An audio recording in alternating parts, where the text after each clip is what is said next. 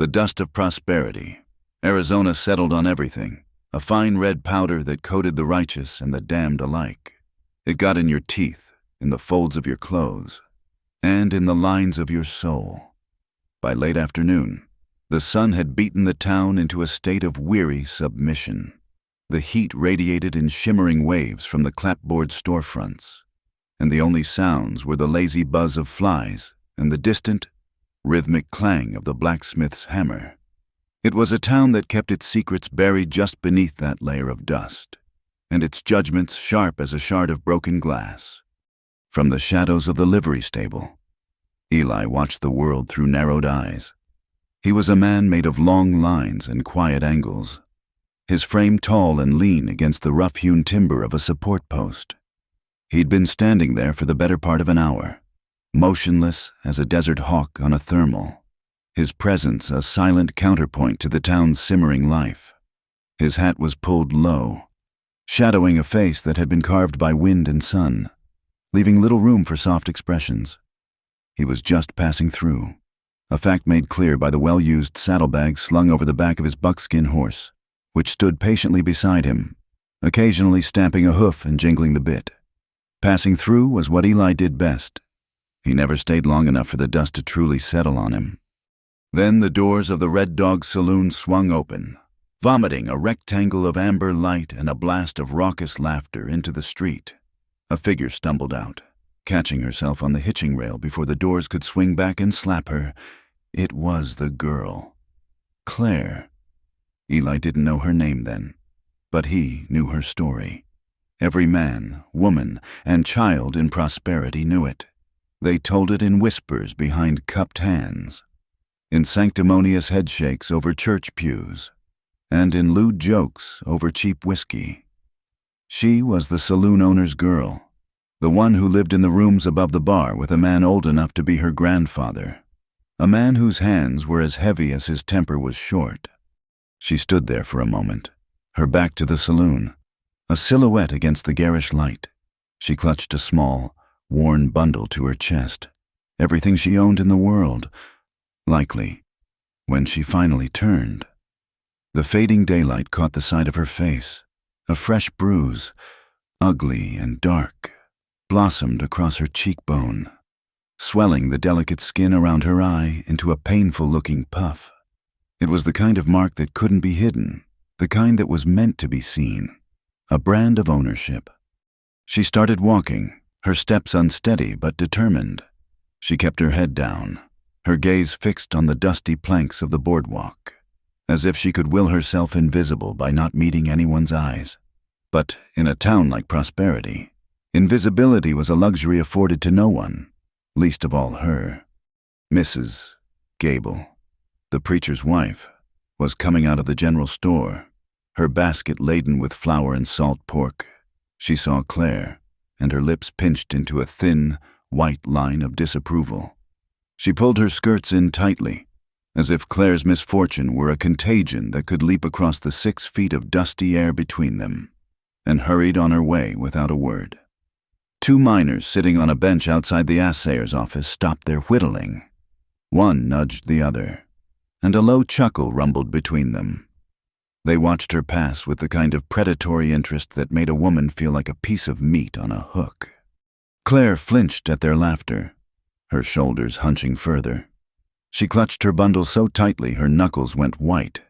She was a stray dog, and the whole town was kicking her, some with their boots and some with just their eyes. Eli had seen it 100 times in 100 different towns. A person cast out, left to the mercy of a world that had none to give. He'd always watched, and he'd always ridden on. It wasn't his business. Getting involved was a good way to get a knife in the back or a rope around the neck. Silence was survival. But today, something was different. Maybe it was the way the setting sun caught the tremor in her hands. Maybe it was the utter desolation in her posture, a loneliness so profound it seemed to create its own gravity. Or maybe he was just tired of his own silence. He didn't think about it. The moment he allowed himself to think, he'd talk himself out of it. He just moved, pushing himself off the post. The worn leather of his gun belt creaked in the quiet. The sound was small, but in the tense stillness that surrounded the girl, it was as loud as a gunshot. The miners on the bench fell silent, their eyes flicking toward him. Mrs. Gable, halfway down the street, glanced over her shoulder. Claire froze, her head snapping up. Her one good eye widened with fear. She expected another tormentor, another voice to condemn her. Eli ignored them all. He untied the reins of his buckskin and led the horse from the shade of the livery. The horse's hooves made soft, thudding sounds in the thick dust. He didn't walk toward the miners or the saloon. He walked directly, unhurriedly, to her. He stopped a few feet away, giving her space. The horse blew out a soft breath, its warm scent of hay and animal filling the air. He looked at her, really looked at her, for the first time. She was younger than he'd thought. Her hair was the color of straw, escaping in messy strands from a hastily tied bun. Her dress was faded calico, clean but worn thin at the elbows, and beneath the fear and the ugly bruise, her face had a fragile beauty, like a wildflower struggling to grow in rock-hard soil. Her eyes, the one that wasn't swollen half shut, were a pale, uncertain blue, like a winter sky. They were filled with the terrified defiance of a cornered animal. He didn't offer a greeting. He didn't ask if she was all right. Words would have been an intrusion, a clumsy attempt to gloss over a reality that needed no explanation. The bruise on her face said everything that needed to be said. Pity would have been an insult. Instead, he simply held out his hand. It was a large hand, calloused and sun-browned, a working man's hand, with dirt etched into the lines of his palm and a small, white scar across the knuckles. It wasn't a gentleman's offer. It was a simple, solid fact, a bridge from her world of pain to somewhere else. It hung there in the space between them, an anchor in a swirling sea of judgment. Claire stared at it. Her breath hitched. Her mind raced, sifting through a lifetime of reasons to distrust such a gesture. Men who offered help always wanted something in return. Kindness was a currency, and she knew all too well what she was expected to pay with. She looked from his hand to his face, searching his shadowed features for a hint of a sneer, a flicker of lust, the familiar look of a man sizing up a purchase. She found nothing. His expression was unreadable, his eyes steady and calm. He wasn't looking at her like she was the saloon owner's property. He was looking at her like she was a person. He just waited, his hand held out, his posture patient. He was giving her a choice. It was perhaps the first real choice she'd had in a very long time. Her gaze darted back to the saloon, where the door was swinging open again. The shape of the man who owned her, the man who had put that mark on her face, was silhouetted in the doorway. He hadn't seen her yet, but he would. Time had run out. She took a shaky breath. It was a choice between the monster she knew and the stranger she didn't. Her small, trembling hand rose and settled into his. His fingers closed around hers, not crushing, but firm and sure. The warmth of his skin was a startling shock, a spark of simple human contact that felt more real than anything she had known for years. Without another look at the town, Eli turned, gently tugging her toward the horse. With his free hand, he cupped her elbow and effortlessly lifted her, helping her settle onto the horse's broad back, behind the saddle. She scrambled to find her purchase, her thin dress riding up her legs. He didn't seem to notice. He swung himself up into the saddle with the easy grace of a man who spent more of his life on horseback than on his own 2 feet. She sat behind him, her small bundle clutched on her lap, her hands hovering uncertainly in the air before she hesitantly placed them on the back of his leather-clad hips for balance. His back was a solid wall in front of her. He smelled of dust, leather, and the clean, sharp scent of the open range. He clicked his tongue, and the buckskin started forward at a steady walk. They moved down the main street of Prosperity, past the silent, staring faces. No one said a word. The preacher's wife had vanished. The miners just watched, their mouths slightly agape. From the saloon door, a bellow of rage finally erupted. But it was too late. Eli didn't look back, and he didn't quicken the pace. They rode with a deliberate calm that was more defiant than any shouted curse. They left the last buildings of the town behind, and the open country swallowed them whole. The road dissolved into a dusty track that wound its way through saguaro cactus and pale, brittle brush. The sun had finally dipped below the horizon, painting the western sky in streaks of violent orange and purple. The heat of the day bled away quickly, and the cold of the desert night began to creep in. As darkness fell completely, a vast silver moon rose, bathing the landscape in an ethereal, ghostly light. The only sounds were the rhythmic clopping of the horses' hooves, the creak of saddle leather, and the whisper of a rising wind that carried the first real chill of the night. It cut through Claire's thin dress, and she shivered, pressing herself a little closer to the warmth of the stranger's back. They rode on into the immense, silent dark. He hadn't spoken a single word to her, and for that she was profoundly, achingly grateful. The world beyond prosperity was a vast and indifferent ocean of rock and sand, and they were a tiny boat adrift upon it. For the first hour, Claire's body was a taut wire of fear. Every shadow cast by a towering saguaro was a pursuer. Every skittering sound in the sagebrush was the footfall of someone sent to drag her back. She sat stiffly behind the cowboy, her hands barely touching his sides, her entire being braced for the moment he would turn on her, or the moment the world she'd fled would catch up. The man, Eli, rode with an economy of motion that suggested he was more a part of the horse than a separate being. His back was a wide, unyielding landscape of sun-faded cotton and worn leather. It blocked the wind and radiated a steady, unassuming warmth that fought a losing battle against the encroaching desert chill. He never once looked back. He didn't speak. He simply rode on, his shoulders set, his head forward, navigating the moon-drenched terrain as if he had a map etched onto the back of his eyes. The silence was a strange and foreign country. In the saloon, there was always noise, the discordant plink of the piano, the roar of drunken laughter, the sharp crack of a glass breaking, the constant murmur of propositions and insults.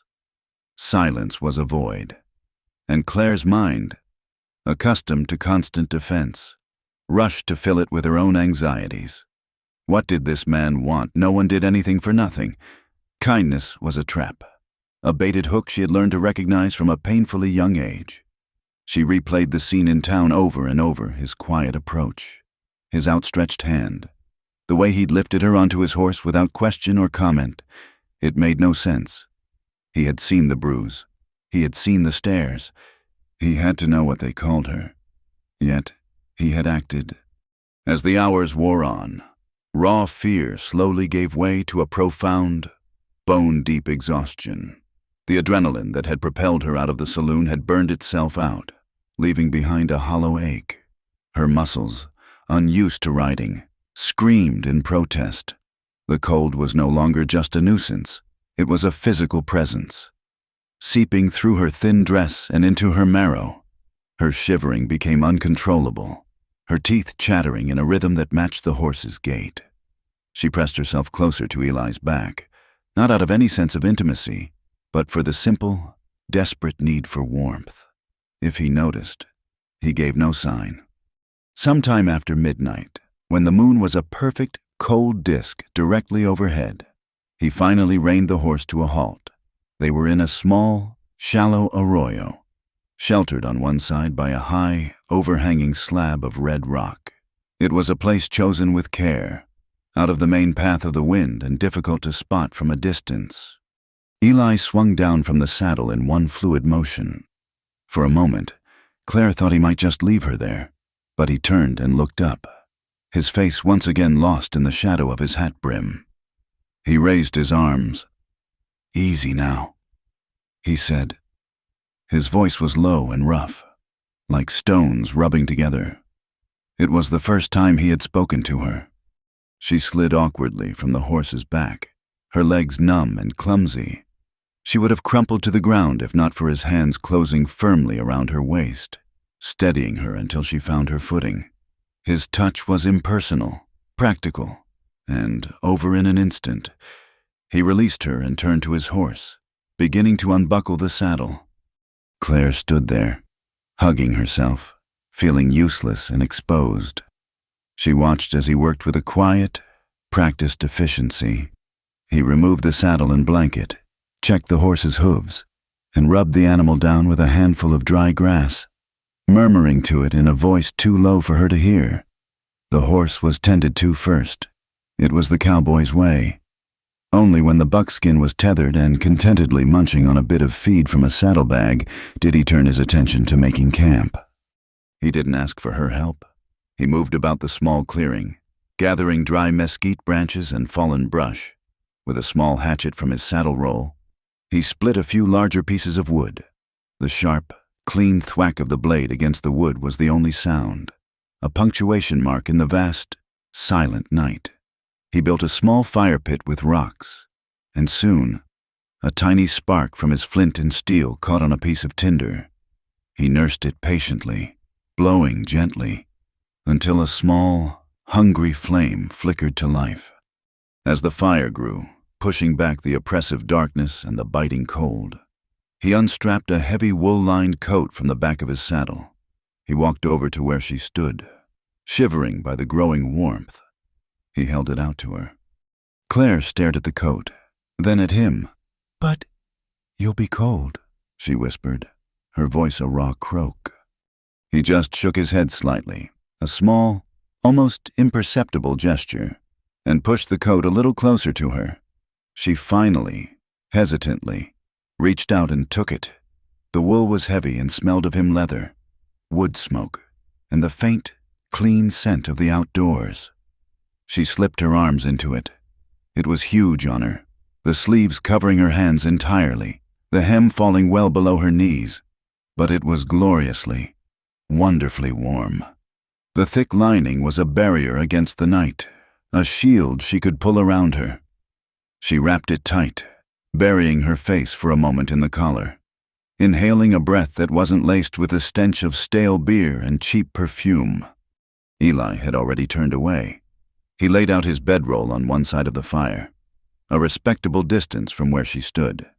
Then, he sat on a rock, his back to the sheltering cliff face, and simply looked into the flames. He took a piece of jerky and a hardtack biscuit from his bag and began to eat, his movements slow and deliberate. He didn't offer her any, but he left the bag near the fire, a silent invitation.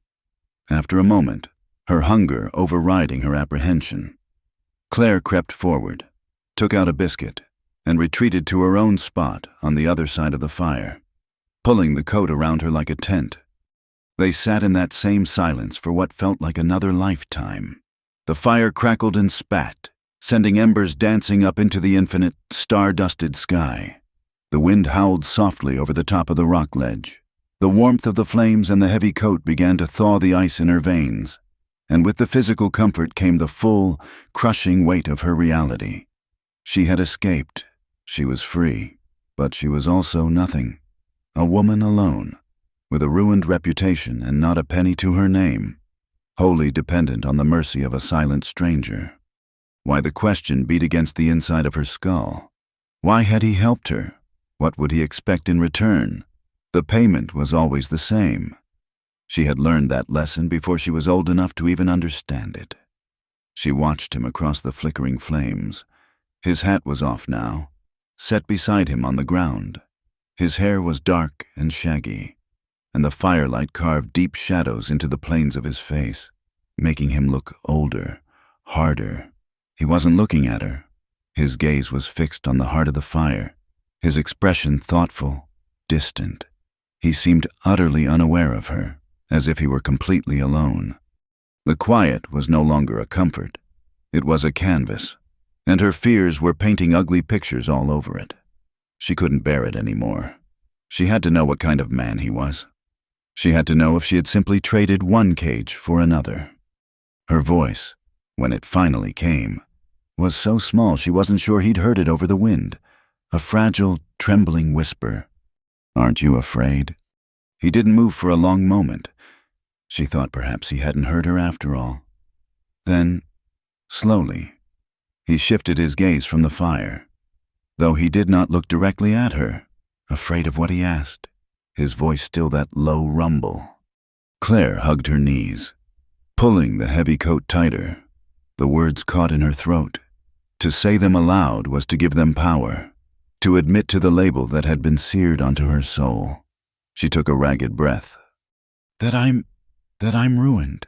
The kind of woman they all say I am. There, it was out. The ugliest truth, the heaviest stone she carried, laid bare between them in the firelight. She braced herself for his response. A cynical laugh, a cold confirmation, a leering look that would finally reveal his true intentions. She waited for the judgment that always came. Eli was silent for a full minute. He picked up a small stick and poked at the edge of the fire, sending a fresh cascade of sparks into the darkness. The tension stretched, becoming thin and sharp. Claire held her breath, her heart hammering against her ribs. Finally, he stopped poking the fire. He looked up, not at her, but out into the vast, cold darkness that surrounded their small island of light. "Ma'am," he said, his voice quiet but clear over the crackling flames, "I'm more afraid of you freezing to death." The words settled into the space between them. They weren't words of passion, or pity, or poetry. They were simple, they were practical, and they were the kindest words anyone had ever said to her. He wasn't looking at her past. He wasn't looking at her reputation. He was looking at her, a person, shivering in the cold. He had weighed her supposed sins against her simple, human suffering, and found no contest. A single tear, hot and unexpected, escaped her eye and traced a cold path down her bruised cheek. She quickly wiped it away with the back of her hand. For the first time since she had stumbled out of that saloon door, the trembling inside her began to subside. He had given her a coat for her body, and with a handful of simple words, he had just offered a blanket for her soul. She watched him for a long time after that, this silent cowboy, as he settled into his bedroll, turning his back to her, giving her the privacy of the night and the profound, unbelievable gift of his respect. The dawn broke in a whisper of pale pink and gray, bleeding across the eastern horizon and turning the desert from a place of monochrome mystery into a landscape of stark, unforgiving beauty. Claire had woken stiff and cold, curled in the heavy coat by the dying embers of the fire. Eli was already awake, standing by his horse, checking the cinch on the saddle. He moved with the quiet purpose of a man who greeted the sun as a starting pistol for the day's labor. He'd passed her a canteen and another piece of hardtack without a word, and they were on their way as the first rays of sunlight crested the distant mesas. The silence of the previous night stretched into the morning, but its character had changed. It was no longer the tense, fearful quiet of the unknown, but something softer, more companionable. It was the silence of two people who had nothing to prove and no lies to tell. They rode for another few hours, climbing out of the lowlands into rolling country dotted with juniper and hardy scrub oak. The air grew thinner, cleaner. Claire, perched behind Eli, watched the world unfold. It was a world she had only ever seen from the grimy windows of the saloon, a distant, impossible dream. Out here, the sky was immense, a boundless dome of piercing blue. The land was rugged and honest. It didn't pretend to be anything other than what it was: hard, beautiful, and free. Just before noon, Eli guided the horse off the main track and down a barely there path that wound through a cluster of cottonwood trees. The sudden shade was a relief. A moment later, they emerged into a small, secluded valley, and there, nestled against the base of a low hill, was a homestead. It wasn't much. A small, unpainted cabin built of rough-hewn logs, its roof patched in several places with sheets of rusted tin. Beside it stood a modest barn, leaning slightly as if tired of fighting the wind, and a series of corrals whose fences were in various states of disrepair. Weeds grew thick around the foundation of the house, and a forgotten vegetable patch was slowly being reclaimed by wild grasses. An old water pump stood over a well, a solitary metal sentinel. The place had an air of profound solitude. It was clear this was the home of a man who lived alone. There were no feminine touches, no flower pots on the porch, no curtains in the single glass window, no child's swing hanging from the branch of the big oak tree that shaded the cabin. There was only Eli, and a backlog of work that seemed as vast as the sky above. It was a place of survival, not of comfort, a fortress against the world, built by one man for one man. Eli dismounted and, this time, Claire slid down on her own, her legs still aching but more steady than the night before. He led the horse toward the barn, his long stride eating up the ground. Claire remained where she was, standing in the middle of the dusty yard, clutching her small bundle. This was it. Then, the end of the ride. He had brought her to his home. The question that had been a silent scream in her mind now demanded an answer. What now? Would he give her a meal and send her on her way? Or was this just a more private, more secluded setting for him to demand the payment she had been dreading? She watched him, her heart a frantic bird in her chest. He disappeared into the barn, and she could hear the sounds of him unsaddling the horse, the clink of metal, the soft thud of the saddle being placed on a rack. He was taking his time. Was he giving her a chance to run? The thought was absurd. Run where she was in the middle of nowhere, with nothing. This ramshackle homestead, this silent, lonely place, was the only sanctuary she had. When he emerged from the barn, he walked not to her, but to the water pump. He worked the handle with a rhythmic, squeaking groan until water gushed forth, clear and cold. He drank deeply from his cupped hands, then splashed water on his face and neck. He finally turned and looked at her, his expression as unreadable as ever in the harsh midday sun. This was her moment, her one chance to take control of her own fate. She swallowed the fear that tasted like dust in her throat and walked toward him, her steps measured, her back straight. She would not beg. She had been brought low, but she would not crawl. She stopped a few feet from him. "Mr. she began, her voice steadier than she felt. "I'm obliged to you for the ride, and for the coat." He simply nodded, his eyes watching her, waiting. "I don't have any money to pay you," she continued, forcing herself to meet his gaze. "But I'm not helpless. I can work. I can cook, clean, mend clothes. I can tend a garden. If you'll let me stay, just for a place to sleep, I won't be a burden." She laid her terms on the table, a humble offering of domestic skills in exchange for shelter. It was all she had. She held her breath, awaiting his verdict. He looked at her for a long time, his gaze moving from her determined face to the ugly bruise that still stained her cheek. He looked at her worn dress and the small, pathetic bundle she clutched in her hands. He looked at the vast, empty space around them, at his silent, neglected home. Then he gave a single slow nod. That was all. No conditions, no warnings, no leering smile. Just a simple gesture of acceptance. A wave of relief so powerful it almost buckled her knees washed over Claire.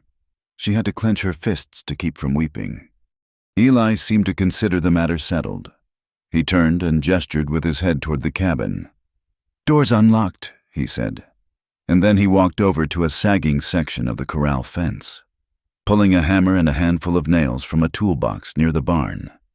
He had his work, and now, it seemed, she had hers. Claire watched him for a moment. This strange, quiet man who communicated more with nods and gestures than most men did with 1,000 words. Then she turned and walked to the cabin. The single room inside was larger than she expected, but it was stark and bare. A simple cot with a rumpled wool blanket was pushed against one wall. A rough-hewn table and 2 chairs stood in the center. In one corner was a cast-iron stove, cold and dark, and a set of shelves holding a few tin plates, a couple of mugs, and a blackened coffee pot. A thick layer of dust covered everything, softened only by the shafts of sunlight pouring through the grimy window. The air was stale, smelling of old wood smoke, leather, and loneliness. It was a shelter, not a home. Claire stood in the doorway for a long moment, taking it all in. This was her new reality. A dusty, empty room in the middle of nowhere. To some, it would have been a prison. To her, after the gilded cage of the saloon, it was a palace of possibility. It was a blank slate. She set her bundle down gently on one of the chairs. She took off the heavy coat Eli had given her and folded it carefully, placing it on the foot of his cot. Then she began to work. It was an instinct, a deep-seated need to create order. She wasn't just cleaning a house. She was scrubbing away the filth of her past. She started with the window. She found a rag and, using water from a bucket by the door, she washed away years of grime. Light, clean and unfiltered, flooded the room, revealing the full extent of the dust. She didn't falter. She found a broom made of bound twigs and began to sweep the wooden floor, her movements sure and steady. The rhythmic scrape and whisk of the broom was a soothing sound. With each stroke, she felt a little more grounded, a little more in control. She swept the dust and dirt out the open door, watching it join the dust of the yard. She tackled the stove next, cleaning out the old ash and laying the kindling Eli had left in a box beside it. She found the shelves, taking down the few plates and mugs and washing them at a dry sink, pouring the dirty water out the door. She organized them neatly, the small stack of plates a tiny testament to order in the chaos. She looked at the cot, at the single, rumpled blanket. She hesitated for only a second before walking over to it. She smoothed the bottom sheet, which was little more than a piece of canvas, and then she took the heavy wool blanket, shook it hard in the doorway until a cloud of dust billowed out, and folded it neatly, creating a crisp, straight edge. It was a small, simple act, but it transformed the cot from a place of mere sleep into a proper bed. Hours passed. Outside, she could hear the steady, rhythmic sound of Eli's hammer as he mended the fence. Thump, thump, thump. It was a reassuring sound, a heartbeat for this quiet, lonely place. It told her she wasn't alone. As the afternoon sun began to slant low, casting long shadows across the valley, she found a small pantry with a few staples, a sack of flour, a bag of beans, coffee, salt, and a slab of bacon wrapped in cloth. It was bachelor's fare, meant for sustenance, not pleasure, but to Claire, it was a treasure. She pumped fresh water, started a fire in the stove, and set a pot of water to boil. The little cabin, which had been so cold and empty, began to fill with the smell of wood smoke and brewing coffee. A warmth that had nothing to do with the fire began to creep into the room. She was just slicing bacon when Eli appeared at the door. He filled the frame, his shoulders blocking out the light. He had his hat in his hands, and his hair was damp with sweat. He stopped on the threshold, his work-worn hands hanging at his sides. He just stood there, looking. He didn't look at her, not at first. His gaze swept over the room. He saw the clean window, the swept floor, the neatly folded blanket on his cot. He saw the organized shelves and the fire glowing warmly in the stove. He smelled the coffee. His eyes, when they finally met hers, held a flicker of something she couldn't name. Surprise, perhaps, or something deeper. He didn't say thank you. He didn't compliment her work. He just looked at his home, which for the first time in a very long time, felt a little less like a shelter and a little more like a place a person could actually live. He stepped inside, hung his hat on a peg by the door, and sat down at the table. He leaned his forearms on the clean wood, and for the first time since she'd met him, he looked weary, like a man who had been carrying a heavy load by himself for too long. Claire turned back to the bacon, her hands moving automatically, her heart beating a steady, quiet rhythm. She didn't need his thanks. His silent presence in the room she had made clean, in the warmth she had created, was enough. It was more than enough. The days bled one into the next, marked not by the calendar but by the sun's slow arc across the vast, indifferent sky. A fragile peace had settled in the small valley, a quiet so profound it felt like a living thing. Claire and Eli had constructed a life from the spare parts of their solitude, building a routine that was as steady and predictable as the flow of the creek at the edge of the property. It was a life lived in the spaces between words. Their language was one of action. It was in the way Eli chopped a week's worth of firewood and stacked it neatly by the cabin door, and in the way Claire took his mud-caked work clothes and returned them washed, mended, and folded on the foot of his cot. It was in the predictable sizzle of bacon in the pan just as he finished tending to the horse, and in the full canteen he left by the door for her before he headed out to the pastures. They were two solitary planets who had fallen into a shared, stable orbit, held in place by an unspoken gravity of mutual respect. Claire had grown accustomed to the hardship of the land. Her hands, once soft, were now calloused and capable. She knew the exact spot to find the best wild onions, the way to coax the stubborn stove to life on a damp morning, and the precise moment to pull the bread from the makeshift oven so the crust was perfectly crisp. The bruises on her face had long since faded, replaced by a healthy color from the sun. The fear that had lived in her eyes for so long had receded, leaving behind a watchfulness, a quiet contemplation. She was no longer a refugee. She was a homesteader. But her shoes were a constant, painful reminder of her past. They were thin, city-made slippers, never intended for the rugged terrain of an Arizona homestead. The soles were worn through, and the leather was cracked and brittle. Every morning when she made the trip to the well, the dew soaked through them in an instant, chilling her feet to the bone. When she worked in the garden, pebbles and sharp bits of stone would find their way through the holes, and she would often come inside with her feet aching and scratched. She never complained. It was a small price to pay for the sanctuary she had found. She would simply take them off by the stove, stuff them with rags, and hope they would be dry by the next day. Eli, a man who noticed everything and commented on almost nothing, had noticed. He had seen the way she limped slightly at the end of the day. He had seen the damp footprints she left on the cabin floor. He had watched from a distance as she paused in the garden to shake a stone from her shoe. Each observation was a silent pang, a small failure in the unspoken duty he felt to protect the quiet peace they had built. This woman, who had brought a gentle order and a quiet warmth to his empty life, was walking on broken glass, and he was doing nothing about it. One morning, Claire woke to the familiar pre-dawn chill. Eli was already gone, his cot neatly made, the cabin silent save for the faint chirping of awakening birds.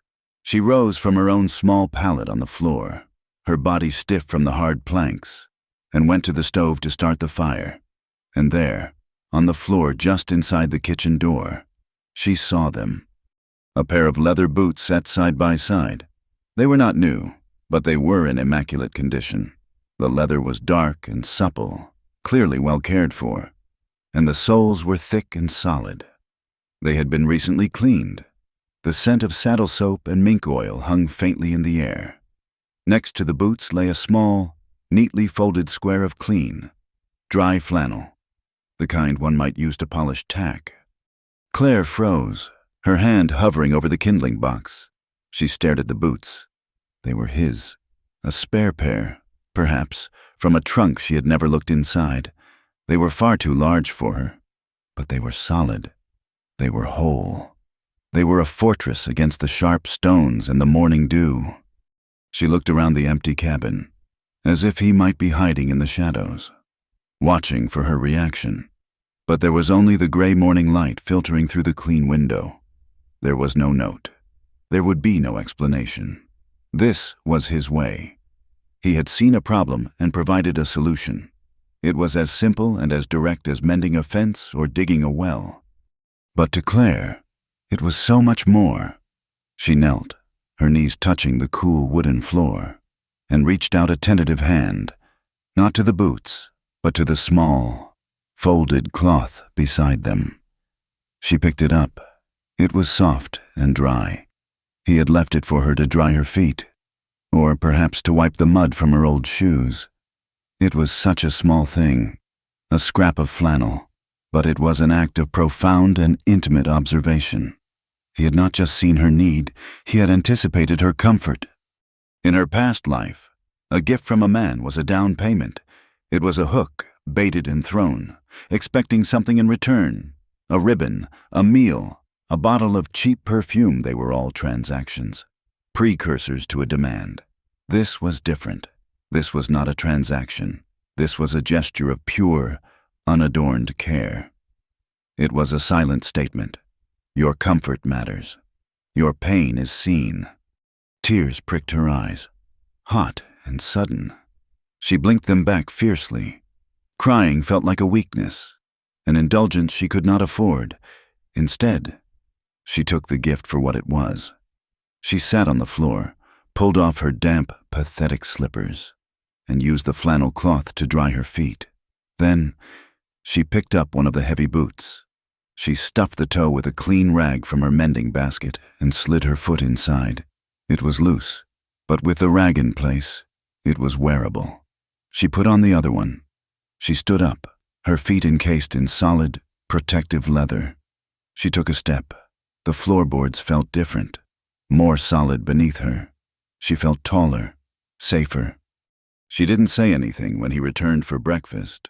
She simply served him his coffee and bacon, her movements as quiet and efficient as always. But as she moved between the stove and the table, the solid, unaccustomed clump of the heavy boots on the floor was a new kind of music in the quiet cabin. When he looked down at her feet, a flicker of something passed through his eyes, not satisfaction, not pride, just a quiet acknowledgement. He had spoken, and she had heard. The conversation was complete. That day, the world felt different to Claire. Working in the garden, her feet were protected. When she went to the creek for water, her steps were sure on the rocky path. The small, constant pain she had lived with was gone, and its absence left a space that was quickly filled with a warmth that had nothing to do with the sun. She found herself watching Eli as he worked, mending a harness in the shade of the barn. She watched the focused competence of his hands, the strength in his shoulders. He was a man who built things, fixed things, and today he had fixed something for her. She knew she had to answer. A gesture of such quiet tenderness demanded a response in the same language. She had nothing of material value to give him. She couldn't offer him a new shirt or a better tool, but she could offer him a piece of the world she was building inside the cabin, a world of small comforts and quiet beauty. In the late afternoon, she walked down to the creek, ostensibly to check on her mint patch. Along the bank, growing in a stubborn patch of sunlight between two large rocks, was a single stalk of Indian paintbrush. Its flowers were a brilliant, fiery red, a startling slash of color against the muted greens and browns of the landscape. It was a beautiful, resilient thing, thriving in a place it had no right to. It reminded her of the hope that was beginning to grow in her own chest. She carefully broke the stem and carried it back to the cabin, cupping the delicate flower in her hand to protect it from the breeze. That evening, their routine was the same as always. They ate their simple meal, the silence broken only by the scrape of forks on tin plates. After dinner, Eli took out a whetstone and began to sharpen a knife. The rhythmic shaik of steel on stone, a familiar, soothing sound. Claire cleaned up, her movements quiet and graceful in the flickering lamplight. When she was finished, she went to her pallet in the corner. Eli's cot was against the opposite wall, on a small, overturned crate beside it. He kept a few meager possessions, a worn book, a spare box of cartridges, and his shaving razor. He had gone outside for a moment to check on the horse before turning in for the night. This was her chance. With her heart beating a little faster, she crossed the room. She took the Indian paintbrush and laid it carefully on the rough wood of the crate, right next to his book. The vibrant red of the flower was a shock of life against the drab, masculine objects. It was a whisper of color, a piece of the wild, beautiful world brought inside. It was a statement: I see the goodness in you, too. I offer this small piece of beauty in return. She scurried back to her pallet and pretended to be asleep when he came back inside. She heard his heavy boots stop by his cot. The silence stretched, and she could feel his stillness. She imagined him looking down at the crate, at the unexpected, brilliant splash of red. She wondered what he would do. Would he ignore it? Would he toss it aside? An unnecessary bit of feminine clutter in his Spartan world. She heard a small clink of tin, then the faint sound of water being poured. A moment later, she heard the cot creak as he lay down. The next morning, when the first light crept into the cabin, Claire looked over at his corner. The flower was no longer lying on the crate. It was standing upright in his tin drinking cup, a small amount of water at the bottom to keep it alive. It stood there on his nightstand, a proud, silent sentinel. He never said a word about it, and neither did she. But every morning for the next week, when she woke up, the first thing she saw was that defiant splash of red in the gray light of dawn. It was a conversation, a promise, a secret they now shared. It was the first, fragile bloom of tenderness in the hard, unyielding soil of their lives. The days settled into a rhythm, as gentle and steady as the rise and fall of the sun. A quiet routine built itself around them, a silent conversation spoken in the language of shared work. Eli would rise before dawn, the scrape of his boots on the floor, the only alarm clock. By the time he was out tending to the horse and checking the fences, Claire would have the fire going in the stove, the scent of coffee a warm promise in the cool morning air. She had found a small, neglected chicken coop behind the barn, and with Eli's permission, had spent days repairing it, her small hands proving surprisingly deft with a hammer. Eli had brought back half a dozen hens from a trading post miles away, and now, fresh eggs were a daily luxury. She had resurrected the small garden patch, turning over the hard soil, her fingers discovering the joy of coaxing life from the stubborn earth. Green shoots of beans and squash began to appear, small green flags of victory. The cabin was no longer a dusty shell, but a home, clean and orderly. The single window gleamed, and a jar of wildflowers, replaced every few days, sat on the table, a splash of defiant color in their monochrome world. Their conversations remained sparse, made up more of practicalities than pleasantries. Need more firewood. Fence by the creek needs mending. The beans are coming up.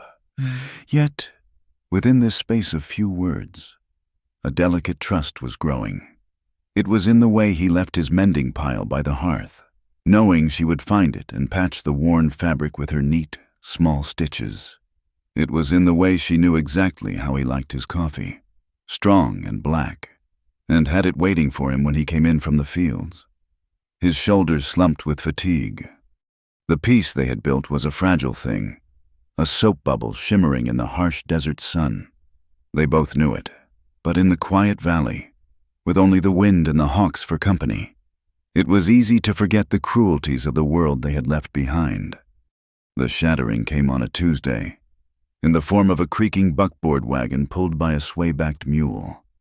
Claire was in the garden, humming softly to herself as she pulled weeds, the sun warm on her back.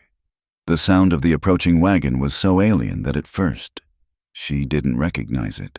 When she finally looked up, shading her eyes with a dirt-stained hand, she saw it lumbering up the path. Her heart gave a painful lurch. Visitors were not part of their world. A woman sat on the wagon seat, holding the reins. As the buckboard drew closer, a cold dread washed over Claire. She recognized the severe, pinched face, the bonnet tied so tightly it seemed to pull her lips into a permanent state of disapproval. It was Mrs. Gable, The preacher's wife from Prosperity. Claire froze, her hand hovering over a thistle. She felt a primal urge to run, to hide in the barn, to become invisible. But where could she go? This was her home now. She straightened up, her spine stiff, and wiped her hands on her apron, a gesture of domesticity that felt like a flimsy shield. Mrs. Gable pulled the mule to a halt in the middle of the yard, the dust settling around the wagon wheels. Her sharp eyes scanned the homestead, taking in the repaired fence, the clean-swept porch, the smoke curling from the chimney. Her gaze was an indictment, a cataloging of evidence. Then her eyes landed on Claire. A flicker of shock, quickly replaced by a look of smug confirmation, crossed the older woman's face. "Well, I'll be," she said, her voice carrying across the yard, thin and sharp as a needle. "The stray cat has landed on its feet. I see." Claire said nothing. Her throat had closed up, and the words she didn't have anyway were trapped behind a wall of ice. "Mrs." Gable climbed down from the wagon with a groan, smoothing her dark dress. She walked toward the cabin, her gaze sweeping over Claire as if she were a piece of dirt to be scrubbed from the floorboards. "My husband and I were on our way to visit my sister over at the mission," she announced, not looking at Claire but at the cabin. "The axle on this old thing chose this forsaken place to crack. I saw the smoke. I assume the man of the house is about. He's mending fence in the north pasture," Claire managed to whisper, her voice sounding small and foreign to her own ears. "Is he now Mrs.?" Gable's eyes narrowed, finally focusing on Claire with the full force of her pious venom. "And he left you here to tend the home fires." She let out a short, sharp laugh that held no humor. "I must say, you've done well for yourself. A whole homestead. It's quite a step up from a room above a saloon." Each word was a physical blow, stripping away the fragile peace of the past weeks, dressing her once again in the filthy rags of her reputation. The sun felt harsh now, the garden a place of exposure. "I didn't realize, Mr. Thorne had taken on hired help." "Mrs." Gable continued, her voice dripping with insinuation. "Though I suppose help comes in many forms." She took a step closer, her eyes raking over Claire's clean but faded dress, her mended boots. "We all wondered what became of you after you ran off. Old man Hemlock was in a state, said you stole from him. Though what a girl like you would have to steal, I can't imagine." She paused, letting the lie hang in the air. "But I told the ladies of the sewing circle, I said, she'll turn up somewhere. A bad penny always does, and a leopard can't change its spots, can it?" Claire just stood there, rooted to the earth, her hands clenched into fists at her sides. She could feel the blood draining from her face. She was that girl again, standing on the boardwalk in Prosperity, enduring the stares and the whispers. Nothing had changed. She had just run to a different cage. "Does he know, Mrs.?" Gable asked, her voice dropping to a conspiratorial whisper, as if she were doing Claire a favor. "Does this poor solitary man have any idea what kind of woman he's given shelter to? Men can be such fools for a pretty face, even a bruised one." That was the final cut, the one that went deepest, the casual mention of the bruise, the dismissal of Eli as a fool, the absolute certainty that Claire was a poison that would inevitably corrupt him. Before Claire could even think of a response, a shadow fell over them. Eli had come back. He moved with that unnerving silence of his, and neither of them had heard him approach. He was standing by the corner of the barn, his face unreadable, his eyes fixed on Mrs. Gable. The preacher's wife gave a little start. "Oh, Mr. Thorne, you startled me." Her demeanor shifted instantly, a mask of cloying sweetness sliding over her features. "I was just telling your girl here that my axle has broken. I was hoping you might be able to spare a moment to look at it." Eli's gaze flickered from Mrs. Gable to Claire's pale, stricken face. He didn't need to have heard the words to read the story. He walked over to the wagon, his movements deliberate. He bent down and examined the cracked axle. "Can't be fixed here," he said, his voice flat. "It'll hold to get you to the mission if you go slow. Best be on your way before dark." It was a dismissal, polite but absolute. "Mrs.?" Gable's face tightened. She had been robbed of her audience. "Well, I certainly thank you for your time," she said stiffly. She cast one last, withering look at Claire. "You be sure to take care, Mr. Thorne. Vipers in the grass. You know, they look harmless until they strike." Without another word, she clambered back onto the buckboard, snapped the reins, and guided the mule back down the path, leaving a cloud of dust and poisonous silence in her wake. The world rushed back in on Claire, the buzzing of the bees in the squash blossoms, the caw of a distant crow, the pounding of her own heart. The homestead felt tainted, the air thick with the residue of Mrs. Gable's judgment. Eli was still by the wagon, his back to her. She couldn't bear to look at him, couldn't bear to see the suspicion that must now be in his eyes. She turned and fled, not to the house, but to the one place that felt entirely hers. She stumbled toward the chicken coop, her breath coming in ragged sobs that made no sound. She fumbled with the latch, her hands shaking so badly it took her 2 tries to open it. Inside, the familiar clucking of the hens and the smell of hay and earth did nothing to soothe her. She saw the wicker basket and, on autopilot, began to gather the eggs. Her hands trembled as she reached into the nesting boxes, her fingers closing around the smooth, warm shells. One for the pot, one for tomorrow. Each egg was a small, perfect, fragile thing. She held them as if they were the pieces of her shattered peace. She filled the basket and then just stood there in the dusty, sun-slanted coop, clutching it to her chest, her knuckles white. She stared out the small opening, seeing nothing, the cruel words echoing in her head. A bad penny, a leopard, a viper in the grass. She didn't know how long she stood there before he appeared in the doorway, blocking the light. Her head snapped up, a fresh wave of fear washing over her. Now it would come. The questions, the accusations, the order to leave. Eli didn't speak. He just looked at her white-knuckled grip on the basket, at the tremor running through her body. His face was calm, his eyes steady. He took a step inside, his large frame making the small coop feel even smaller. He didn't come closer. He just stood there, waiting for the trembling to subside. When he finally spoke, his voice was low and devoid of pity. It was a simple statement of fact. "The stew you make with the wild herbs," he said, "it's good." Claire stared at him, bewildered. Stew. What did stew have to do with anything? He took another step. "You made this place clean. The chickens are laying. The garden is growing."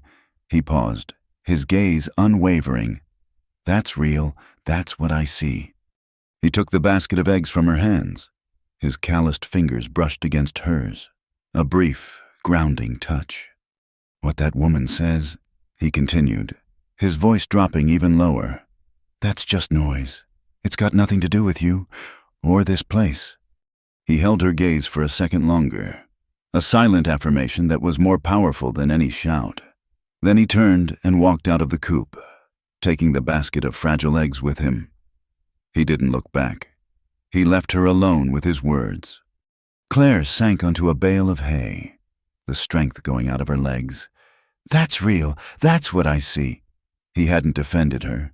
He hadn't denied the whispers. He had simply rendered them irrelevant. He had measured her worth by her actions, not by her past.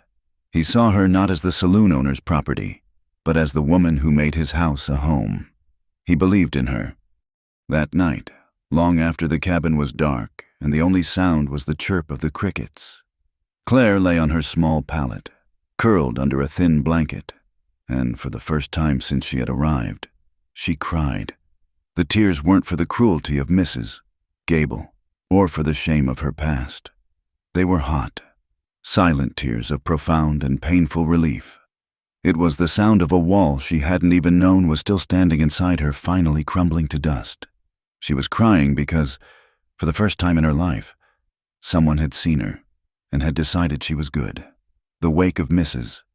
Gable's visit was not a storm, but a profound and unsettling calm. The poison she had tried to spill had been neutralized by Eli's simple, steady words, but its ghost lingered. A boundary had been crossed, a fragile peace tested and, somehow, held. In the days that followed, the silence between Claire and Eli changed. It had always been a space of unspoken things, but before it had been a silence of caution and distance. Now, it was a silence thick with a new awareness, a shared history. They worked as they always had, their lives a parallel rhythm of chores and necessities. But things were different. When their hands brushed as she passed him a plate, the contact was no longer accidental, but a small, significant event. When he came in from the fields, his eyes would find her for a moment longer than necessary. He started talking more, not in long conversations, but in small offerings. He pointed out the track of a deer near the creek. He told her the name of the hawk that circled their valley every afternoon. He mentioned that his father had built the cabin with his own 2 hands. Each fact was a small, carefully chosen stone, laid down to build a bridge across the chasm of their solitude. Claire, in turn, found a quiet confidence blooming in her chest. She no longer felt like a refugee, a temporary guest living on borrowed time. She belonged to the rhythm of this place. She sang softly to herself as she kneaded dough, a sound so quiet it was almost just a vibration in the air. She found a patch of wild mint and started making tea in the evenings, a small comfort that was entirely her own creation. The home they were building was no longer just his. It was becoming theirs, shaped by his labor and her care. But the ghost of Mrs. Gable's words had unlocked a deeper chamber of fear in Claire's heart. Eli's acceptance of her, his dismissal of the town's judgment, was a gift more precious than anything she had ever known. But it was a gift she didn't understand. She had lived her entire life defined by a single, brutal metric of female worth. She had been ruined, spoiled, used up. That was the label the world had given her, the one she had unwillingly accepted as her own truth. Eli had rejected the label. But what did that mean? Did he simply not care? Or did he not fully understand the depth of her supposed shame? The question became a living thing inside her, a constant, nagging whisper. It was the last, highest wall between them. She could live here forever, cook his meals, mend his clothes, and they could exist in this peaceful state of companionship. But for there to be anything more, for the tentative warmth in his eyes to mean what she desperately hoped it might, the wall had to be faced. She had to give him the chance to turn away, to see the full extent of her perceived damage and walk away. Her freedom depended on it. She could not truly be free until she knew his acceptance wasn't built on an omission. The moment came on a cool evening. A few weeks later, a gentle rain had been falling all afternoon, drumming a soft, hypnotic rhythm on the tin roof. The world outside the cabin was a blur of gray and green. Inside, the air was warm and smelled of damp earth, wood smoke, and the simple dinner they had just shared. The single kerosene lamp on the table cast a pool of golden light, pushing the shadows into the corners of the room. They were sitting at the table, a basket of freshly picked beans between them. It was a comfortable, domestic scene. Their hands moved in unison, snapping the tough ends off the beans and dropping them into a large bowl. The rhythmic snap, snap, snap was the only sound, a counterpoint to the rain outside. Claire's heart was hammering against her ribs. She had been circling the question all day, like a nervous bird trying to land on a wire. She would open her mouth to speak, and the words would turn to ash. She looked at Eli across the table. The lamplight softened the hard lines of his face, revealing a tiredness around his eyes she hadn't noticed before. He was focused on his task, his large, calloused hands surprisingly nimble as he worked. He seemed calm, at peace. She was about to shatter that peace. She took a breath, her own hand stilling over the basket. The silence in the room suddenly felt immense. Eli must have sensed the change, because his hands also stopped. He looked up, his gaze questioning. "Eli," she began, her voice barely a whisper. He waited, his full attention on her. She swallowed, forcing the words out past the fear that was constricting her throat. "Men, they talk about things," she fumbled, her gaze dropping to the beans, to her own trembling fingers. "About women, about what makes a woman good, what makes her worthy of a good man, of a home." He remained silent, his expression unreadable, but his eyes never left her face. He knew this wasn't an idle conversation. He knew this was leading somewhere important. "Back in Prosperity," she continued, the name of the town leaving a bitter taste in her mouth. "They had a name for me. You heard what she said. You know what I was to him." She didn't have to say Hemlock's name. It hung in the air between them, a foul odor. "Claire," he started, his voice a low rumble. "No, please," she interrupted, holding up a hand. It was a bold gesture for her, and it surprised them both. "I have to ask this. I have to know." She finally forced herself to look up, to meet his steady gaze. The vulnerability in her eyes was absolute, a raw, open wound. "For a man like you," she said, her voice shaking but clear, "a good man, does it matter if a woman is still a virgin?" The question fell into the quiet room with the weight of a dropped stone. It was the ugliest, most personal question she could ask, the sum of all her fears and all her shame. She had laid her ruined soul bare on the table between them, right next to the bowl of beans. Eli's jaw tightened almost imperceptibly. He didn't look away. He didn't flinch, but the easy rhythm of the evening was broken, the comfortable quiet shattered. He slowly placed the handful of beans he was holding back into the basket. He leaned back slightly in his chair, the wood creaking under his weight. The silence that followed was the longest of Claire's life. It stretched, and in it, she felt herself shrinking. She saw the disgust she expected flash in his eyes. She saw him calculating, reassessing. She saw him building a wall between them, the very wall she had been trying to tear down. She had made a terrible mistake. She had pushed too far. She should have been content with the shelter, with the quiet companionship. Her eyes started to burn with unshed tears.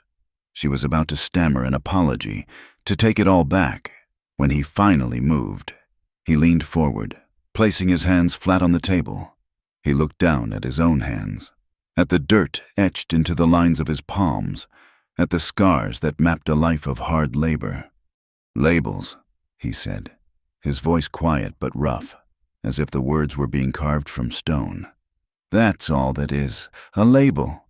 Something people who live in towns like Prosperity use to sort folks, to decide who's in and who's out, who's good and who's bad. Makes their own lives feel cleaner, I suppose." He looked up from his hands, and his eyes met hers again. The look in them was not of judgment. It was of a deep, profound seriousness. "I've seen women with that label, virgin, who had ice in their veins and poison on their tongues. And I've seen women who had every bad name in the world thrown at them, who were kinder and stronger than any 10 of them put together." He paused, and his gaze seemed to look right through her, into the very heart of her fear. "I don't care about the labels people tried to stick on you. Claire, I wasn't there. It's not my story to judge." His eyes softened. "Just a fraction. What I know is what I see. I see the woman who faced down a frightened hen to get the first egg. I see the woman who can make a meal out of next to nothing and make it taste like a feast. I see the woman who puts flowers on the table for no reason at all. I see the person who made this dusty cabin feel quiet, not empty." He leaned a little closer, his voice dropping so low it was almost a whisper, meant only for her. "I want you." The words hit her with the force of a physical blow, stealing the air from her lungs.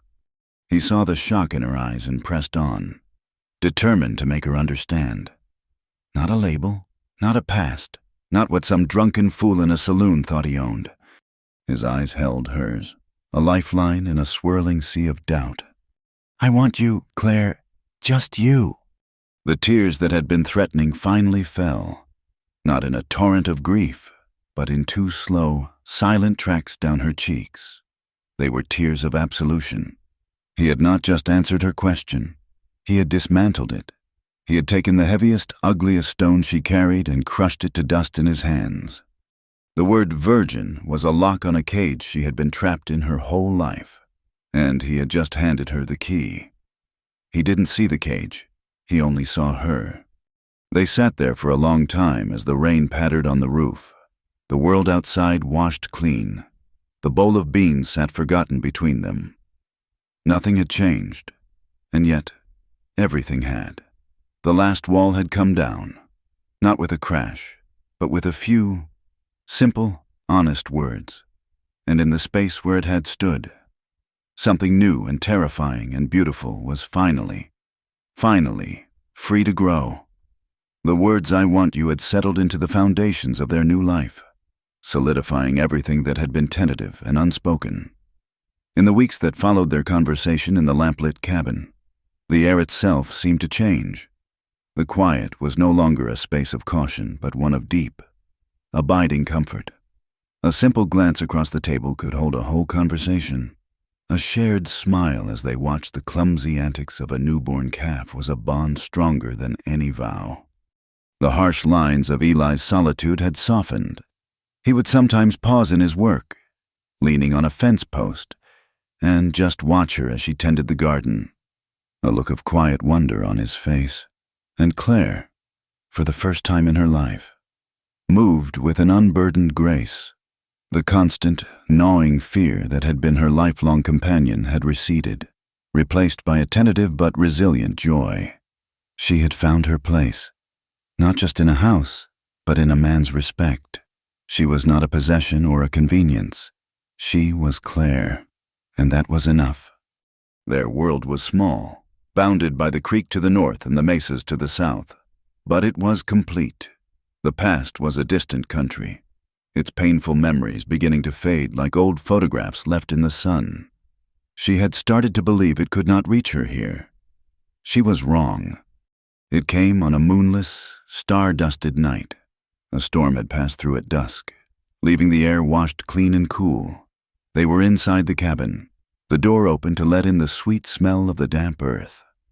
Claire was mending one of Eli's shirts by the light of the lamp, her needle moving in a steady, practiced rhythm. Eli sat at the table, cleaning his rifle. The metallic slide and click of the action, a familiar, comforting sound. It was a scene of perfect, domestic peace. The first sound was faint, out of place, a distant shouting, carried on the night air.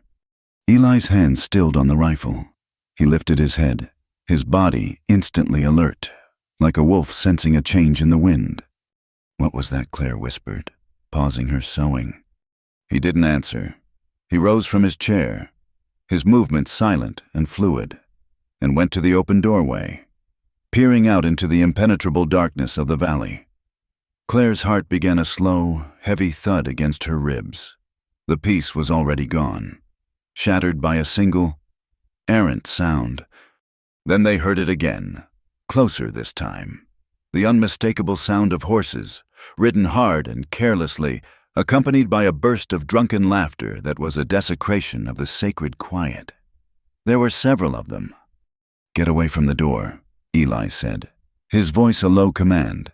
It was flat, devoid of alarm, but carried an iron authority she had never heard before. She scrambled back from her chair, the shirt falling from her lap. Eli stepped back inside and quietly pushed the heavy wooden door shut. The thick bar slid into place with a solid, definitive thud that echoed in the small room. The cabin was sealed. Claire crept to the window, her hands pressed against the glass. For a long moment, there was nothing but darkness. Then, 3 riders burst out of the trees, silhouetted against the star-filled sky. They reined their horses to a messy halt in the middle of the yard, their animals snorting and stamping in the damp soil.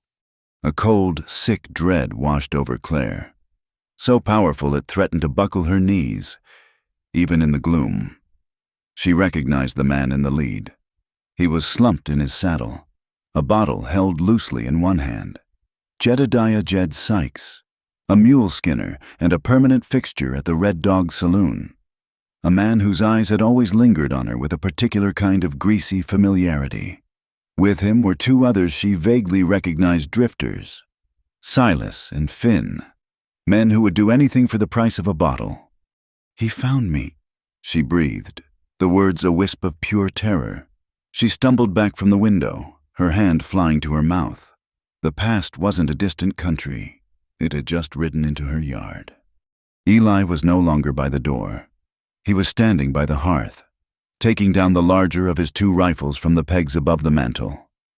He checked the load with an economy of motion that was terrifying in its calm competence. He hadn't asked her who they were. He hadn't asked what they wanted. He had seen the look on her face, and that was all the explanation he needed.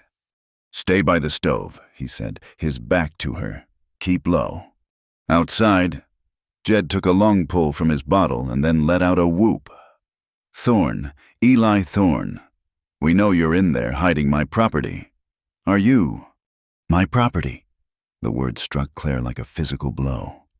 She sank to the floor, huddling against the warm stones of the hearth, making herself as small as possible. This couldn't be happening. She was back in the saloon, the air thick with stale beer and menace. Every man's eyes on her, sizing her up, claiming her. "Old man Hemlock's put a bounty on his runaway investment," Jed shouted, his voice slurring. $50 for the girl. We've just come to collect what's ours." The other two laughed, a ugly, grating sound.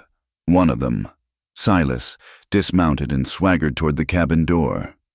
He rattled the handle, then pounded on the thick wood with his fist.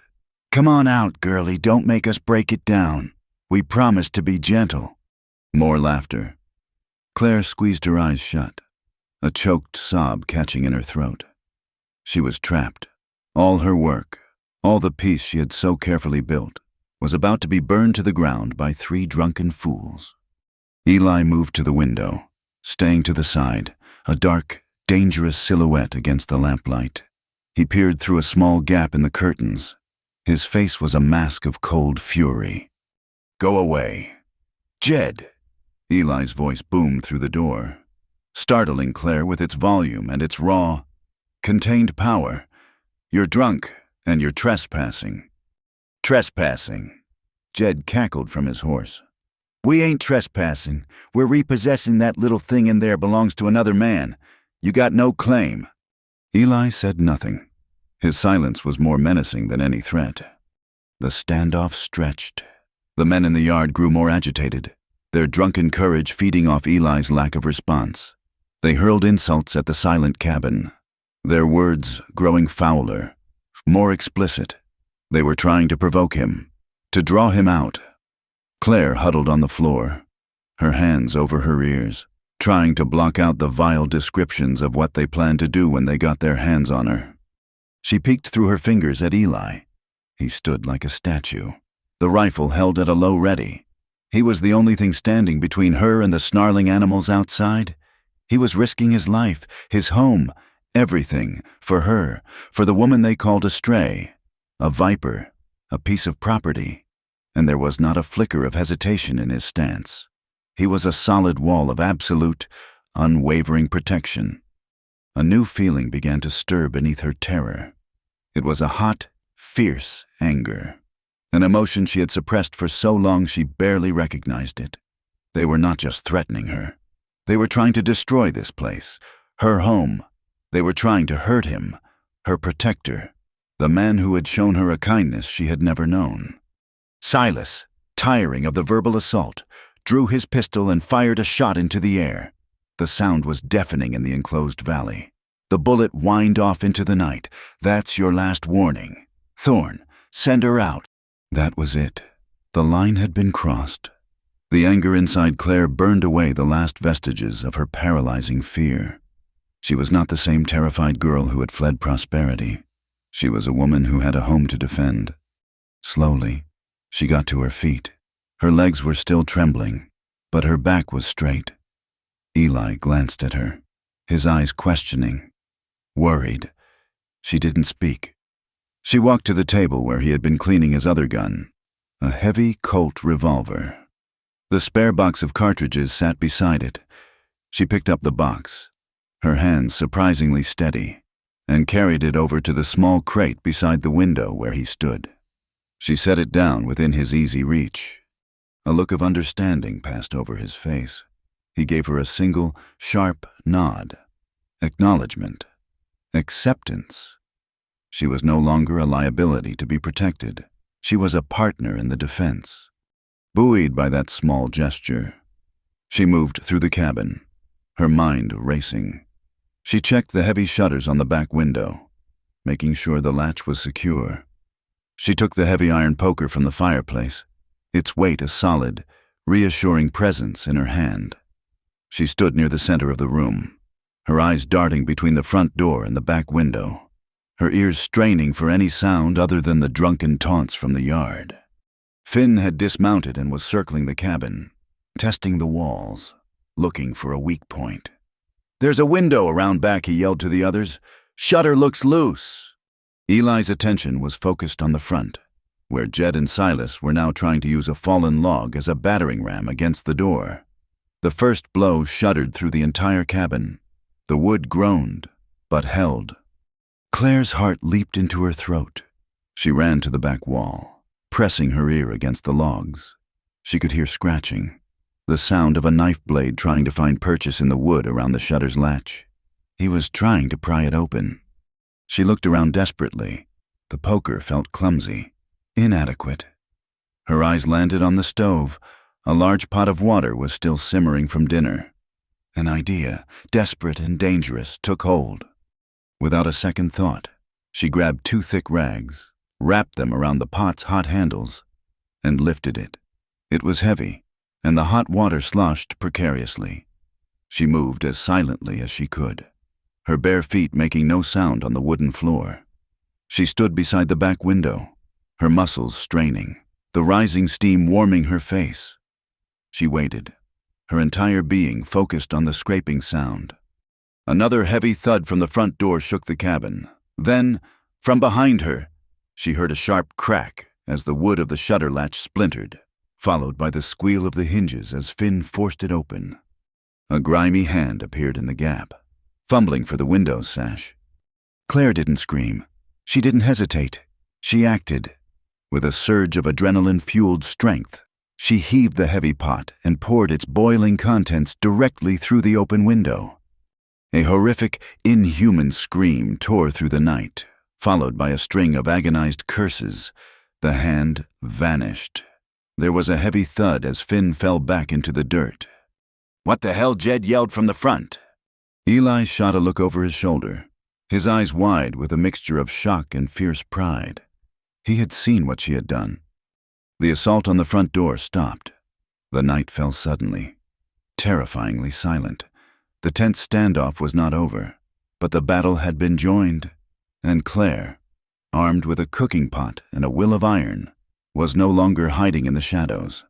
She was standing her ground, ready to fight for the man who had taught her she was worth fighting for. The scream from outside was a raw, jagged thing that tore the night in two. For a moment, it was followed by an unnatural silence, a void where the drunken taunts had been.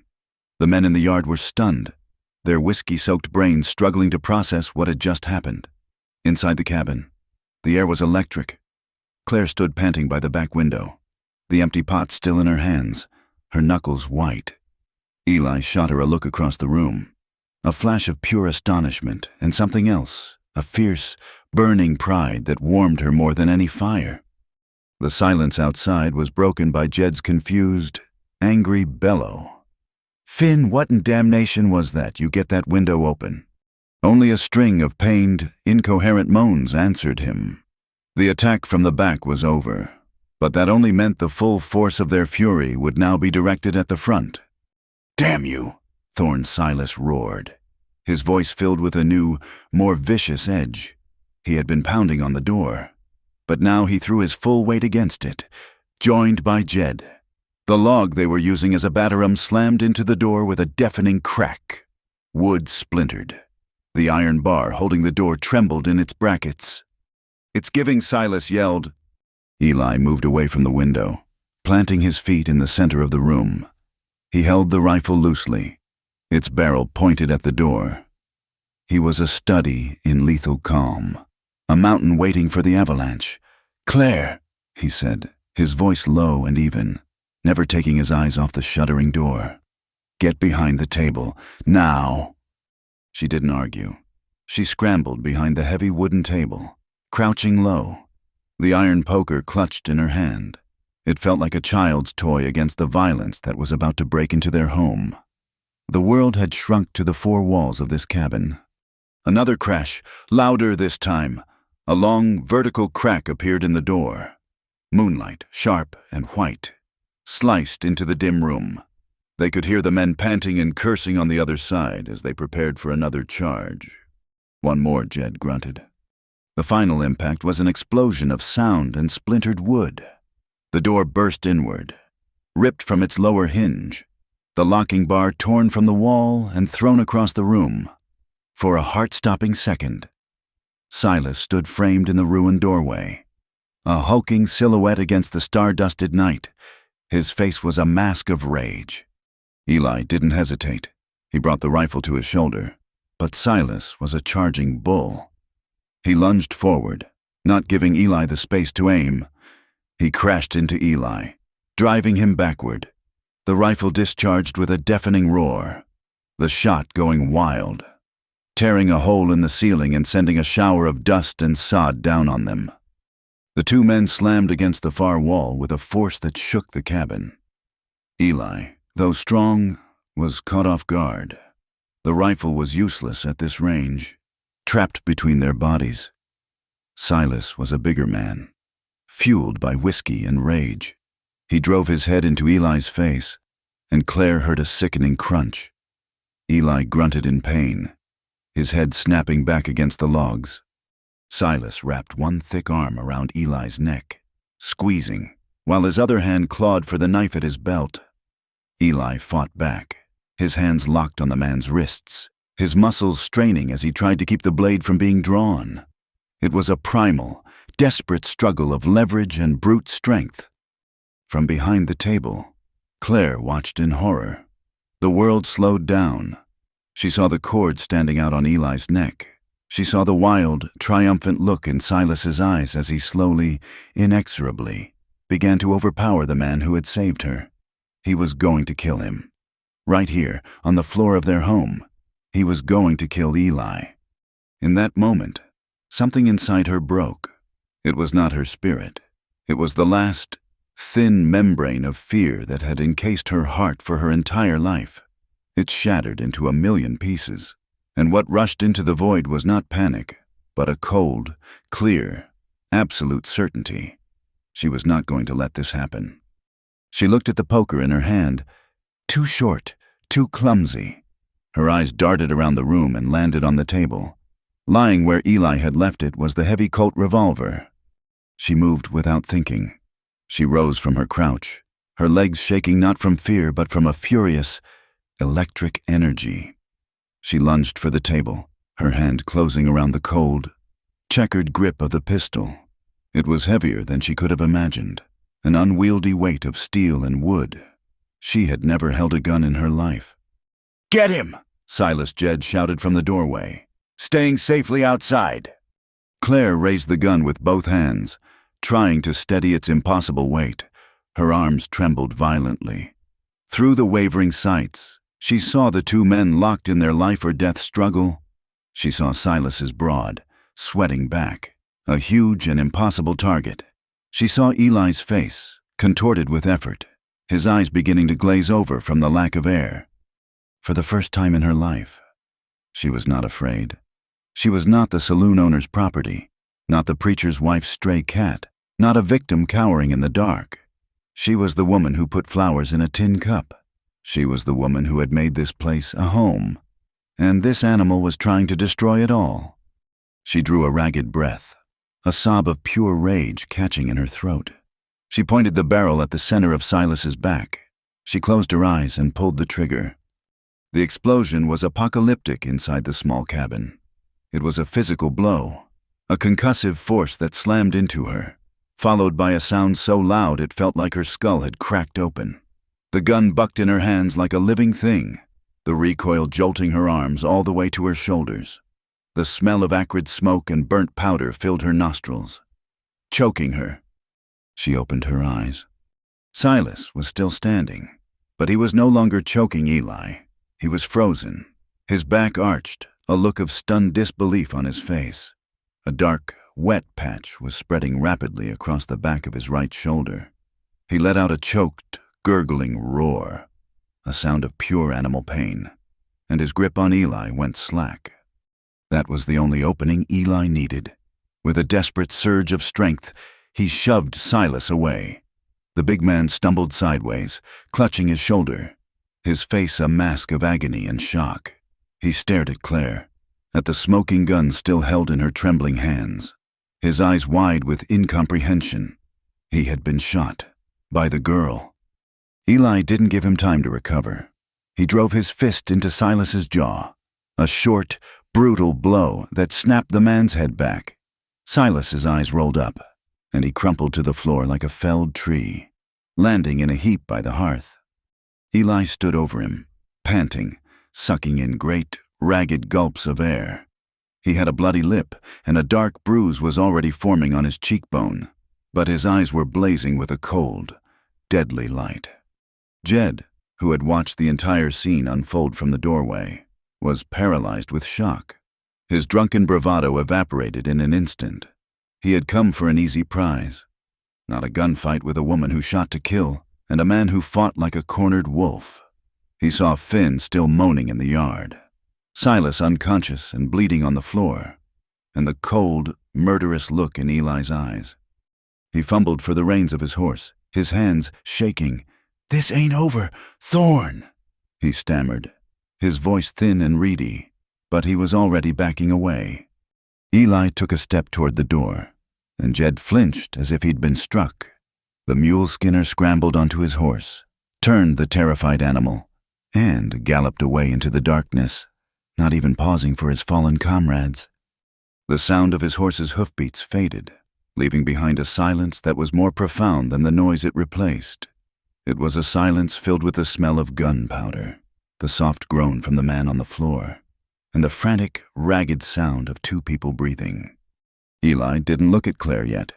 He walked over to the unconscious form of Silas, nudged him with his boot, then efficiently relieved him of his knife and his pistol. He dragged the heavy man out the broken door and unceremoniously dumped him in the yard.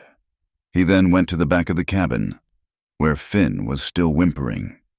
A few terse, menacing words were spoken, and soon Finn was helping the groggy, bleeding Silas onto the remaining horse. Eli watched, his rifle now back in his hands, as the two disgraced men stumbled off into the night, a trail of curses and moans fading behind them. Only then did he come back inside. The cabin was a wreck. The door was broken. The floor was covered in dust and splinters, and the air was thick with the lingering scent of violence. Claire was still standing in the exact same spot, the heavy Colt revolver now hanging limply in her hand, its barrel pointed at the floor. The adrenaline was draining away, leaving a bone-deep tremor in its wake. She stared at the gun, a terrible and foreign object, unable to comprehend that she had just used it to shoot a man. Eli crossed the room. He gently took the revolver from her hand and placed it on the table. He righted the broken door as best he could, propping it shut with a chair. Then he turned to her. He looked at her, his eyes taking in her pale face, her trembling hands, her wide, shocked eyes. He saw the woman who had faced down her own terror to save him. The silence stretched between them, thick and heavy. Words were useless, inadequate things. The world had been torn apart and put back together in the last 10 minutes, and they were the only two people who knew it. Claire's legs finally gave out. She sank onto the bench by the table, her whole body shaking with the aftershocks of the fight. Eli sat down on the bench opposite her. He didn't say anything. He just sat there, his presence a solid, reassuring anchor in the chaos. And then, in the quiet of the ruined cabin, her hand, still trembling, crept across the rough-hewn wood of the table. It was a small, hesitant movement, a question. His hand met hers. His large, calloused fingers closed around her smaller ones, engulfing them in a grip that was firm and warm and unbelievably steady. He held on, and in that simple, silent touch, everything was said. You are safe. I am here. We did this, together. The night bled away slowly, reluctantly, giving way to a dawn the color of a fresh bruise. The pale, gray light seeped through the shattered doorway, illuminating the devastation within the cabin. It was a still life of violence, the splintered wood, the overturned chair, the dark, almost black stain on the floorboards where Silas had fallen. The air, thick with the metallic tang of gunpowder and fear, was cold now. They sat at the table for a long time, their hands clasped in the center, an anchor in the wreckage. The world outside began to wake up, a bird tentatively testing a song, the sky shifting from bruised purple to a fragile, hopeful pink. Inside, there was only a profound, exhausted silence. The storm had passed, leaving them stranded on the shore of the morning after. Finally, as the first direct ray of sunlight cut through the doorway and struck the far wall, Claire stirred. The light caught the side of Eli's face, and for the first time, she saw the full extent of the damage. His lip was split and swollen, a dark line of dried blood tracing its way to his chin. A large, ugly bruise was blooming high on his cheekbone, spreading a web of purple and blue toward his eye. A shallow but raw cut marked his temple where his head had slammed against the logs. The sight broke through the numb shock that had encased her. He was hurt. He had been hurt protecting her. She gently pulled her hand from his. He let it go, his eyes following her as she rose on stiff, aching legs. She moved with a purpose that felt foreign in her exhausted body. She went to the water bucket, her movements slow, deliberate. She poured fresh, cool water into a basin. She found a clean rag in her mending basket. Tearing it into neat strips, she retrieved the small tin of salve she kept for cuts and burns. When she turned back to the table, basin in hand, he was still sitting there. Watching her, he hadn't moved a muscle. For a man so fiercely self-sufficient, a man who seemed to need nothing and no one, he looked strangely vulnerable in the morning light, his face battered, his eyes weary. She placed the basin on the table and knelt on the floor beside his chair. She dipped a corner of the cloth into the cool water and wrung it out. "This might sting," she whispered, her voice a dry rasp. She expected him to pull away, to insist he was fine, to dismiss her care with a gruff word. It would have been his way, but he didn't. He simply sat there, his large hands resting on his knees, and inclined his head slightly, giving her silent permission. He was letting her in, not just into his home, but into his pain. Her hand trembled as she lifted the cloth to his face. She started with his temple, her touch as light as a moth's wing, gently cleaning away the dried blood from the cut.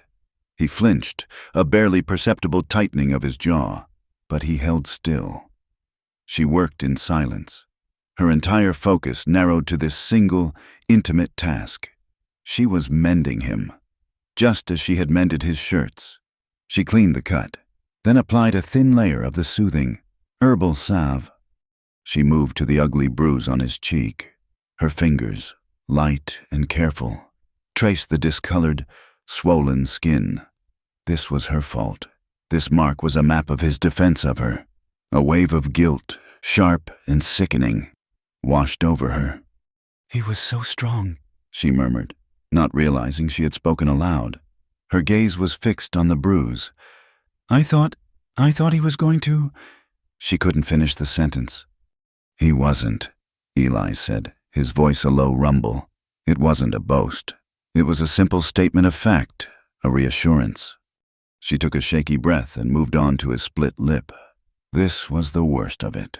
She dabbed at it gently, cleaning away the blood. He winced, sucking in a sharp breath. But still, he did not pull away. He sat under her care with a profound stillness, a trust so absolute it made her heart ache. As she worked, the shared violence of the night seemed to unlock something deep inside her, a storeroom of old pains that now, in the safety of his stillness, felt permissible to unpack. The smell of blood, the shock of impact, the feeling of utter helplessness followed by desperate action, it was all horribly, vaguely familiar. "My father," she said, her voice so quiet it was barely louder than the sound of the cloth on his skin. He had a heavy hand. Eli's eyes, which had been half closed, opened fully. They were fixed on her, patient, waiting. He didn't prompt her. He just listened. He didn't like the quiet.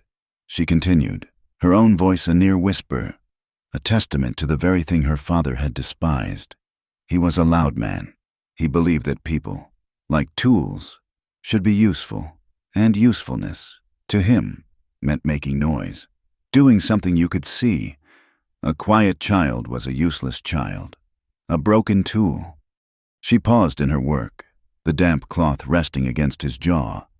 She was no longer looking at his injuries, but through them, into a past she had never spoken of to anyone. He would get angry.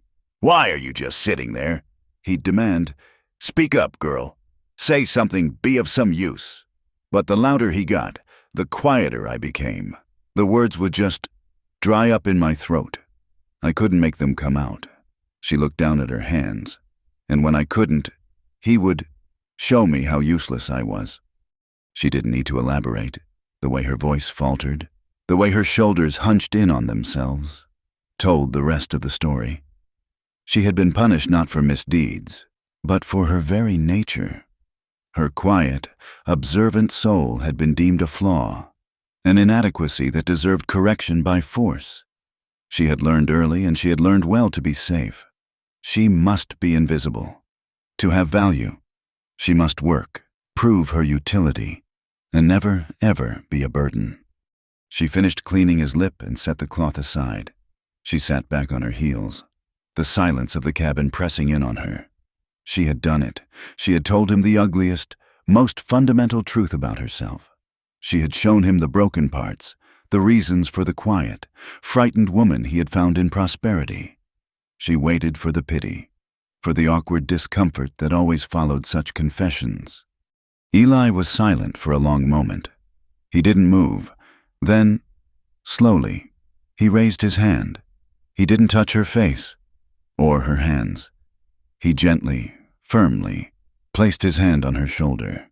His touch was not one of pity. It was an anchor, grounding. When he spoke, his voice was rough with an emotion she had never heard from him before. It was a deep, resonant tenderness that seemed to vibrate right through her.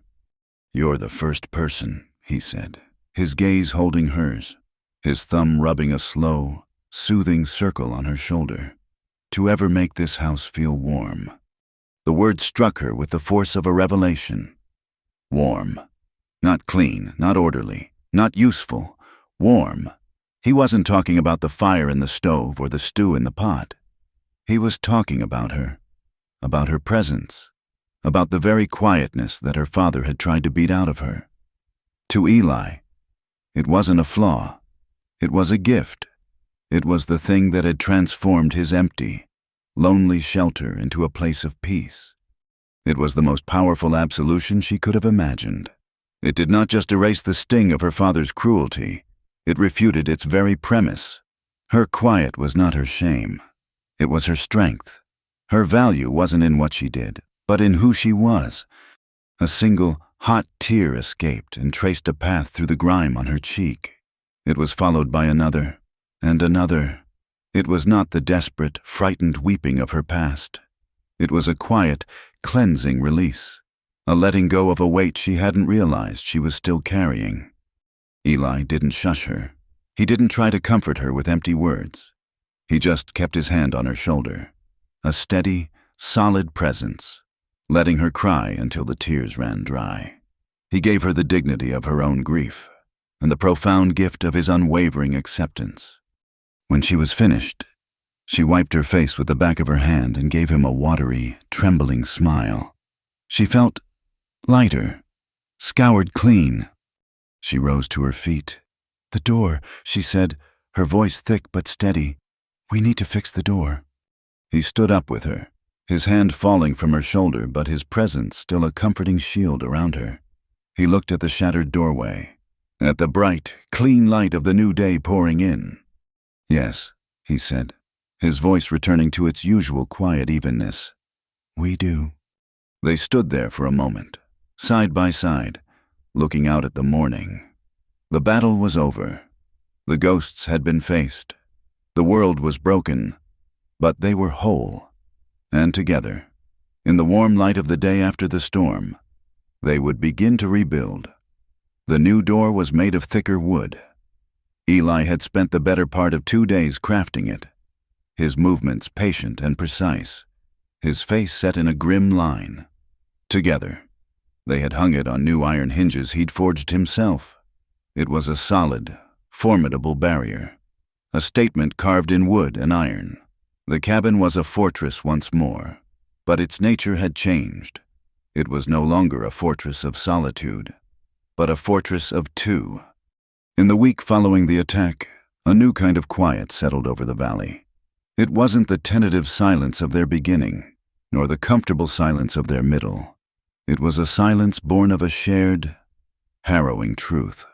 They had faced death together in the lamplit confines of their home, and the experience had burned away everything that was not essential.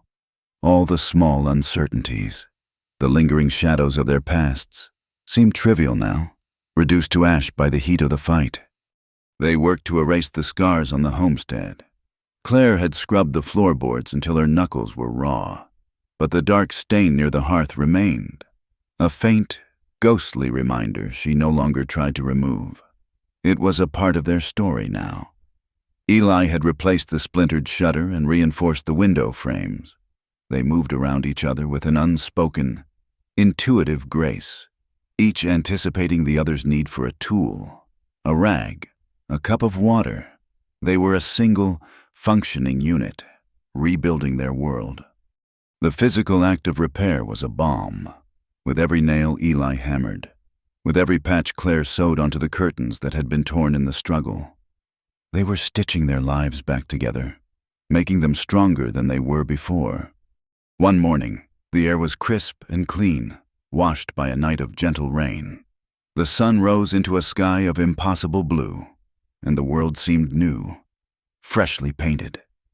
The trauma of the attack had begun to feel less like a raw wound and more like a healed-over scar, a reminder of a battle won. Claire carried a heavy basket of blankets out into the yard. They had been washed and now needed the sun to dry and sweeten them. She walked to the clothesline that Eli had strung between the cabin and a large oak tree, its rope a pale line against the morning sky. She began to hang them, the simple, domestic act a quiet declaration of normalcy, a reclamation of peace. She heaved a heavy wool blanket over the line, the scent of damp wool and soap filling the air. As she reached up to secure it with a clothespin, the morning sun caught in her hair, turning the simple straw-colored strands into a halo of spun gold. Her face, tilted up toward the sky, was calm and focused. The haunted, fearful girl from prosperity was gone. In her place was a woman who knew the weight of a gun in her hand, a woman who had defended her home. There was a new strength in the set of her shoulders, a quiet, unshakable confidence in the way she moved. Eli was standing by the corral, leaning against a newly replaced fence post. He had been testing its strength, but his work had stopped some time ago. His hands were still, his gaze fixed on the woman at the clothesline. He was not just seeing a woman hanging laundry. He was seeing a miracle. He remembered the first time he had seen her, a broken thing stumbling out of the Red Dog Saloon. a fresh bruise on her face, and the whole town's judgment on her back. He had acted on an impulse he didn't understand, a crack in the wall of his own solitary existence. He had offered a hand, expecting nothing, wanting only to get her away from the ugliness of that place. He had brought her here, to this empty shell of a house, a place that had held only the ghosts of his own past, and he had watched, in silent astonishment, as she had filled it with life. She had scrubbed away not just the dust, but the loneliness. She had brought flowers and the smell of baking bread, and the quiet, steady rhythm of her presence. She had made his shelter a home. And then, in the crucible of that terrible night, he had seen the steel beneath the softness. He had seen her rise from the floor, her fear transformed into a warrior's fury. He had felt the cabin shake when she fired the gun, a sound that was both terrifying and beautiful. It was the sound of her breaking her own chains. She had not just saved his life, she had saved herself. He knew with a certainty that settled deep in his bones that he could not go back to the man he was before. The quiet, self-sufficient solitude he had once mistaken for peace now felt like a barren, empty wasteland. She was the water. She was the warmth.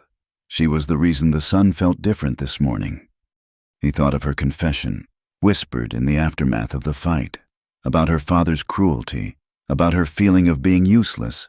He had carried those words with him for days, the injustice of them a hot coal in his gut. She had spent her whole life trying to prove her worth, first to a cruel father, then to a brutal keeper, and finally, he realized with a pang of guilt, to him. She had worked from sunup to sundown, cooking, cleaning, mending, gardening, all of it a desperate, silent plea. Let me be of use. Let me earn my place. He had to make her understand. He had to tear down that last terrible lie. He pushed himself off the fence and walked toward her. His boots made soft sounds in the damp earth. Claire felt his approach more than she heard it. She turned from the clothesline, a half-hung blanket in her hands, and watched him come. The morning sun was behind him, turning him into a tall, dark silhouette. His face was still marked by the fight. The bruises faded to a pale yellow. His lip almost healed. The scars only made him look stronger, more real. Her heart gave a familiar, quiet leap. He stopped a few feet from her, his gaze direct and serious. He looked from her face to the basket of laundry, to the work she was doing. "You don't have to do that," he said, his voice a low, gentle rumble. Claire's brow furrowed in confusion. "The blankets need airing." "No," he said, shaking his head slightly. He took a step closer, into the full light of the sun. She could see the profound sincerity in his eyes. "I mean all of it. You don't have to wash the dishes or mend the clothes or tend the garden to prove anything." He was speaking directly to the broken child inside her, to the girl who had been beaten for her quietness. He was dismantling the entire foundation of her life, the belief that her value was tied to her utility. "You earned your place here the first night, when you chose to trust a stranger," he continued, his voice growing rough with emotion. "You earned it when you stood your ground against that hateful woman from town. And you earned it 1,000 times over when you stood with me in this cabin and fought for our lives." He took another step, closing the space between them. He reached out, not to touch her, but gesturing to the cabin, the yard, the whole world they had built. "But you shouldn't have had to earn any of it." He looked directly into her eyes, and the look on his face was one of such raw, open-hearted vulnerability that it stole her breath. He was letting her see all the way into his soul. "I love you as you are." "Claire," he said, the words simple, unadorned, and more powerful than any poem. "Not for what you do, not for being useful.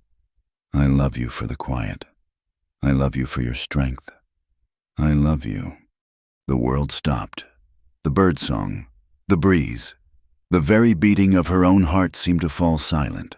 Those 3 words were ones she had never expected to hear, had never allowed herself to even hope for. They were a gift so immense, so undeserved, that it felt like it might break her. Tears, hot and immediate, filled her eyes, blurring his beloved, battered face. This was it, the final, absolute truth. He saw all of her, the broken past, the quiet nature, the fierce, hidden strength, and he loved her, not in spite of it, but because of it. She took a shaky breath, the tears spilling over and tracing paths down her cheeks. She had to offer him the same complete honesty. She had to lay down her very last ghost, the label that had defined her for so long. "I'm no longer a virgin," she whispered, her voice thick with tears. She said it not as a confession of shame, but as a final, clarifying truth, a fact that, in a different world, with a different man, would have been an insurmountable barrier. He didn't flinch. His expression of love didn't waver. It only deepened. A small, watery smile touched her lips. "I'm not that girl anymore," she continued, her voice growing stronger, clearer. "But I know what love is now. I never did before. To me, it was just a word men used before they took something.